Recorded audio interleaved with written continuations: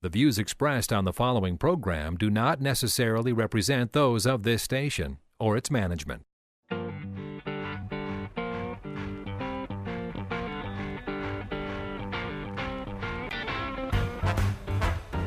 It's time for Where You Live with Gene and Tony, the show that's all about owning, buying, selling, renting, and association management. If it involves a home, we'll talk about it. Here's your chance to get your homeowner questions answered. From the Concierge Landscape Studios, here's Gene and Tony. Needed the shelter of someone's arms, and there you were.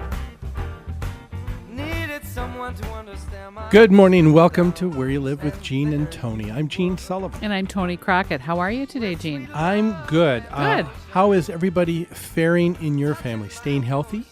So far, knock wood. I haven't had the flu this year, but it's going around, isn't it? A cold or anything? Yeah. I haven't. No. Around the office, a lot of people have had sort of the creeping crud. Yeah. I started to have... I can hear it in your voice. A little bit of a twinge about 2 days ago with soreness in the back of my throat, and had one of our colleagues at the office said, as soon as that happens, you need to start pumping yourself with Airborne.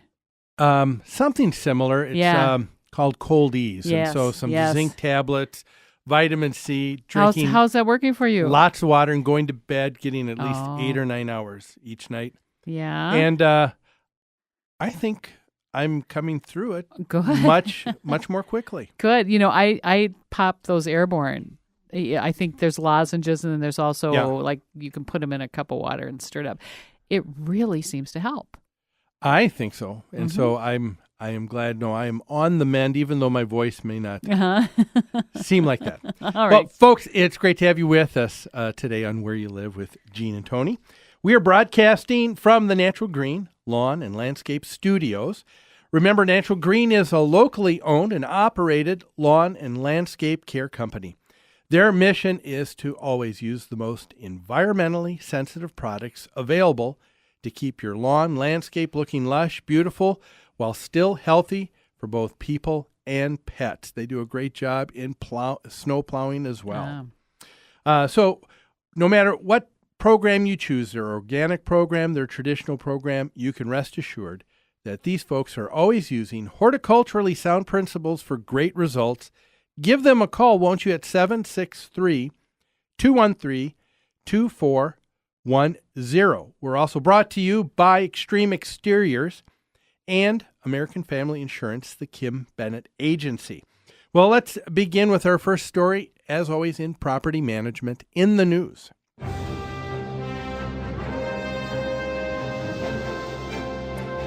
Property Management in the News is brought to you by Home Furniture and Abbey Floor Coverings.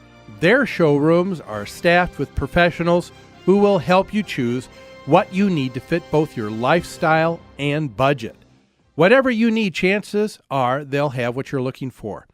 Now, if you wish to avail yourself of special pricing and discounts you won't find anywhere else, all Where You Live listeners can call Customer Service Coordinator Lori Matson at this number, 952-224-2663.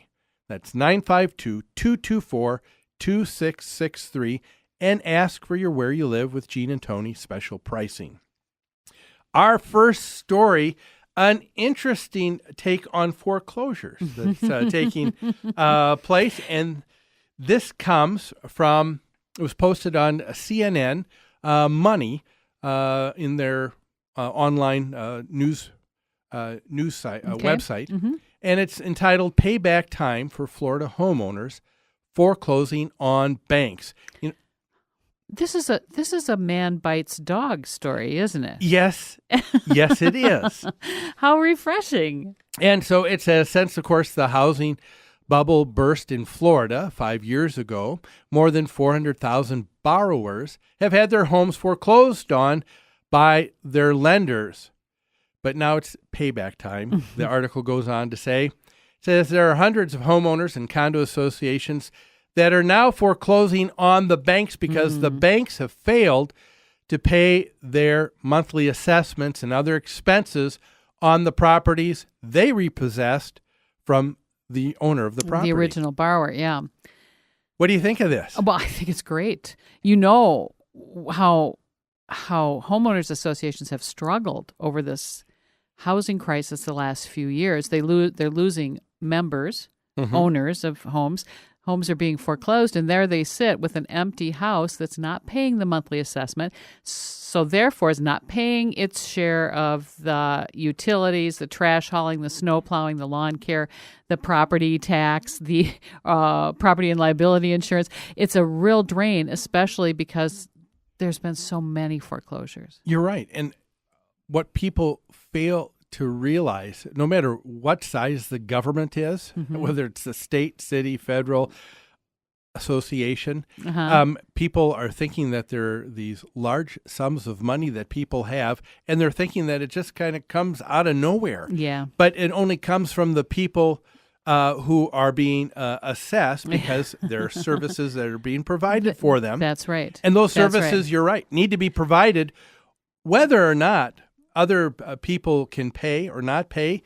You still want to have your private streets plowed. That's right. You want to have these things taken care of for you. Lots of townhouses, water and sewer may be included in the assessment. So you can't shut off water and sewer to one townhouse in many cases. Yep. Everybody needs the services, so you have to keep paying. What's so refreshing about this is in the old days, banks would come in, foreclose on a property, and within the redemption period, often the borrower would redeem the property. At the end of the redemption period, the bank would sell it right away. Yes, you always had people scurrying to get in front of that foreclosure because they knew that there was generally equity. That's right. In the property, and if the mortgage company wasn't moving forward, then someone would come to the sheriff's sale and try buy to it. Make offers. Yeah. So associations weren't getting hit so hard. Now, when the banks are taking over all of these properties, the banks aren't really accustomed to having to pay these assessments. They're not accustomed to owning property, right? Yeah. Am I right? So they've learned a lot, I bet, And in the last few years. I think they've been a little bit too big for their britches because I think they don't think that they have to do that. I see. I think a lot of times, and of course the way things were historically with what we've seen when there's been equity, the sale of a foreclosed property wasn't a big deal. It didn't take a long time. So people didn't mind waiting to get the money from the bank. They knew they were going to do it. They were going to get it, but it was going to be a matter of a couple months. Now banks are sitting on them for months and months and even years. That's right. Before some are So able what to move. is happening in this is in Florida. So associations are trying to foreclose on the banks, correct? Yes, And this is something that we've been doing here at New Concepts with a okay. number of our clients. And I know a lot of our colleagues and competitors are encouraging their homeowner associations to do the same thing. You use this tool that you have in your kit called foreclosure. The association has that ability to be able to say, you're not making that monthly commitment, that yearly commitment to the association, so we can take care of all of the operations and all of the services you're enjoying. If that's not the case, then we take the property from you in order to find someone else to go into that unit.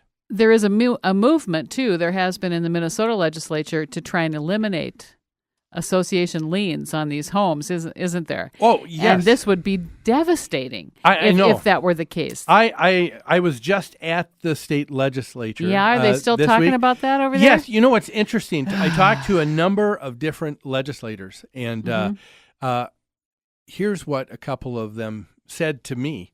One said because as a matter of fact, this week there has been other groups that have been going to the state capitol wanting to see more changes on this whole foreclosure and what can and can't take place. Okay. One state More foreclosure reform. More reform. Okay. And one legislator said to me, what else needs to be done? We've done a lot over the last 5 years. That's right.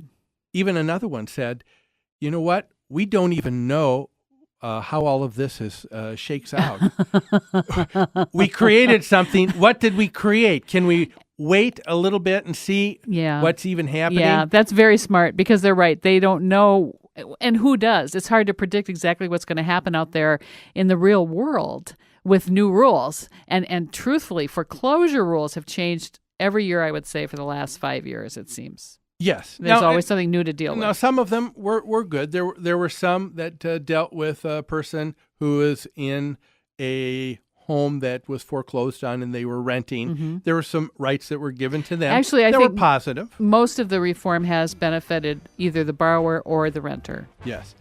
But more, come on. Well, we're going to talk about that. We're going to talk a little bit more about this story, what's happening with associations. How successful are they on foreclosing on banks? But we're going to take a break. So don't go away. You're listening to Where You Live with Gene and Tony on AM 1280, The Patriot.